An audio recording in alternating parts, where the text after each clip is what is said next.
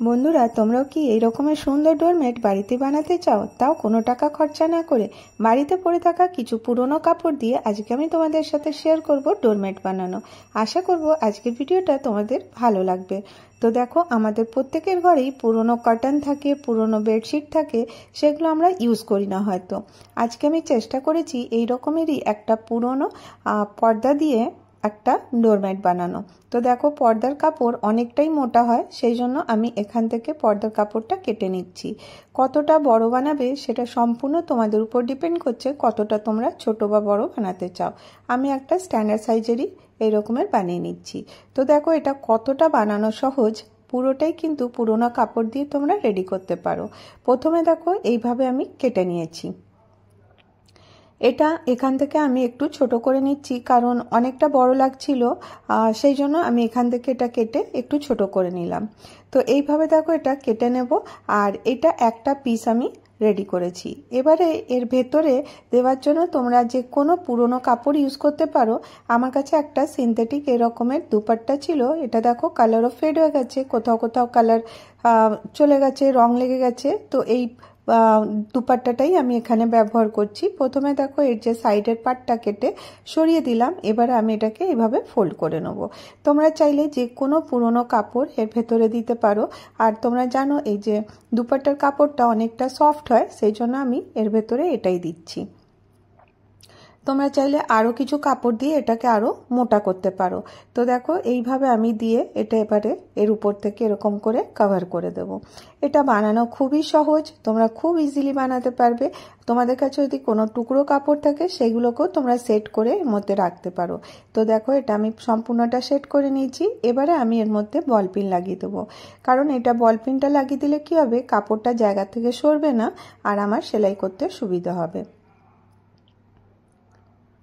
এইভাবে দেখো, চারদিকে আমি 4টা বল পিন লাগিয়ে দিচ্ছি।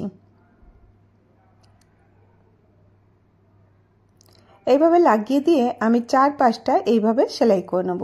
তো দেখো, মেশিনে চলে এসেছি, এর 4-5টা এইভাবে আমি সেলাই করে নিচ্ছি।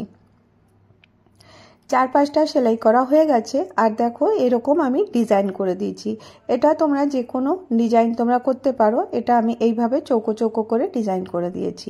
তাহলে কি হবে, ভেতরের কাপড়টা সুন্দর করে এর সাথে অ্যাটাচ হয়ে যাবে। আর দেখো, এটা সুন্দর পুরো রেডি হয়ে গেছে। এবারে এটা আর একটু সুন্দর করার জন্য আমার কাছে কিছু টুকরো কাপড় ছিল। যে কোনো কালারের তোমরা টুকরো কাপড় নিতে পারো। তো এই দেখো, এই টুকরো কাপড়গুলোকে আমি এখানে ইউজ করব। প্রথমে কি করলাম, 3 ইঞ্চি মতন আমি এরকম লম্বা লম্বা করে কেটে নিয়েছি। তোমরা দেখতেই পাচ্ছ, কাপড়টা খুবই টেরা বেঁকা। তো আমি এইভাবে কেটে এটাকে দেখো কিভাবে ফোল্ড করছি। আমি তোমাদের সাথে দুভাবে ফোল্ড করা দেখাবো, যেটা তোমাদের সুবিধা হবে সেইভাবে করে নিও। তো দেখো, এই রকম করে আমি ট্রায়াঙ্গুলার একটা শেপ তৈরি করেছি। আর এই শেপটা যেটা নিচের দিকে থাকবে, এইভাবে রেখে তার উপর থেকে আমাকে সেলাই করতে হবে। প্রত্যেকটা এইভাবে রেডি করে আমি সেলাইটা করে নেব। তো দেখো, এরকম ডবল ফোল্ড করে দিয়েছি, দিয়ে এটাকে এরকম করে মুড়িয়ে নিচ্ছি। এইভাবে দেখো, এর নিচে এইভাবে রাখবো, রেখে এটাকে সম্পূর্ণটা আমি একটার পরে একটা সেলাই করে নেব। পুরোটা সেলাই করে নিয়ে চলে এসেছি। আর তোমাদেরকে বললাম আরেক রকমের ফোল্ড করে তোমাদেরকে দেখাবো। তো দেখো, এই টেরা বেঁকা কাপড় থেকে কিন্তু আমি এই স্কোয়ার পিসগুলো রেডি করছি। তোমরা চাইলে কাপড়টা আয়রন করে নিতে পারো, তাহলে তোমাদের কাটতে সুবিধা হবে আর করতেও সুবিধা হবে। আমার কাছে সময় কম ছিল, সেই জন্য আমি তাড়াতাড়ি এরকমই করে দিয়েছি। আর এই দেখো, এরকম করে ছোট ছোট পিস করে নেব।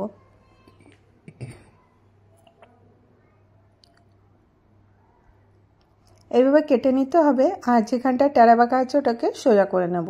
তো দেখো, এবার আমি তোমাদেরকে করে দেখাই কিভাবে আমি এটা ফোল্ড করছি। তো দেখো, এরকম পুরো 3-5টা করা হয়ে গেছে। একদিকটা আমি খালি রেখেছিলাম তোমাদেরকে দেখাবো বলে। তো দেখো, আর এবারে এখানে যে পিসগুলো কেটে রেখেছি সেগুলো এখানে ব্যবহার করব। তো কিভাবে ফোল্ড করছি দেখো, জাস্ট খালি এরকম করে ট্যাঙ্গেল করে এরকম ফোল্ড করে দিলাম। এইভাবেও তোমরা করবে, তাহলে তোমাদের সুবিধা হবে। যেভাবে তোমাদের করতে ইচ্ছা হবে সেইভাবে করবে। এইভাবে নিয়ে জাস্ট খালি এইভাবে মুড়ে দিলাম। এইভাবে দেখো, প্রত্যেকটাকে আমি একটার পর একটা এরকম করে রাখবো। তোমরা চাইলে প্রত্যেকটা রেডি করে আগের থেকে সেলাই করেও নিতে পারো। তো সেটা ডবল হয়ে যাবে, সেই জন্য আমি কি করলাম, এরকম ফোল্ড করতে থাকছিলাম আর সেলাইটা করতে গেলাম, তাহলে পরে কি হলো, এটা করতে সুবিধা হবে। তো ব্যাক পোর্শনটা কিছু বোঝা যাবে না। প্রথমে দেখো এরকম করে ধরে এরকম করে ফোল্ড করে নেব, করে এরকম করে এর ভেতরে এইভাবে রেখে রেখে সেলাইটা পুরো কমপ্লিট করে নেব। খুবই সহজ, খুব তাড়াতাড়ি হয়ে যাবে। তো দেখো একদম ছোট ছোট কাপড়ের টুকরো দিয়ে তোমরা সুন্দর ডোরম্যাট বাড়িতেই বানাতে পারো। আর দেখো এটা অনেকটা সফট। আর এবার দেখো আমি এখান থেকে আরেকটু পাতলা করে কাপড় কেটে নিচ্ছি। তো এটা আমি 2.5-3 ইঞ্চি মতন কাপড় এরকম করে ফোল্ড করে নেব। এভাবে ফোল্ড করে নিয়ে কেটে নিচ্ছি। আর এটা দিয়ে পাতলা স্ট্রিপ তৈরি করব। পাতলা স্ট্রিপ তৈরি করার জন্য কিছুই না, এরকম করে ধরবে, ধরে এরকম করে দুপাশ থেকে ফোল্ড করে কাপড়টাকে আরেকবার ফোল্ড করে নেবে, তাহলেই একদম পাতলা করে স্ট্রিপ তোমাদের রেডি হয়ে যাবে। এটা আমি কি করব, এটা আরেকটু দেখতে সুন্দর লাগবে বলে আমি এই পাশটাতে পাতলা করে এরকম করে বর্ডার দিয়ে দেব।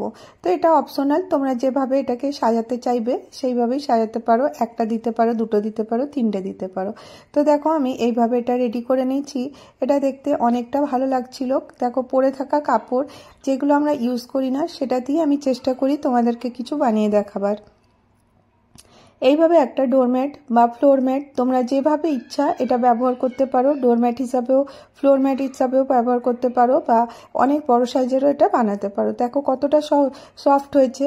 আর এটা আমি কিভাবে ব্যবহার করছি তোমাদেরকে দেখিয়ে দিচ্ছি। আর এটা বানানো কতটাই সহজ তোমরা দেখতে পেলে। আশা করি তোমাদেরকে এই ছোট্ট আইডিয়াটা ভালো লেগে থাকবে। যদি তোমাদেরকে আইডিয়াটা ভালো লেগে থাকে তাহলে অবশ্যই একটা করে লাইক করো। আর যদি অনেক ভালো লাগে চ্যানেলটিকে সাবস্ক্রাইব করতে ভুলো না। আমি চেষ্টা করি তোমাদের কাছে পুরনো জিনিস দিয়ে নতুন কিছু করে আনার। তো আশা করব আজকের ভিডিওটা একটু হলেও তোমাদের উপকারে লেগেছে। আর আজকের ভিডিও এখানেই শেষ করি, আবার দেখা হবে নেক্সট ভিডিওতে।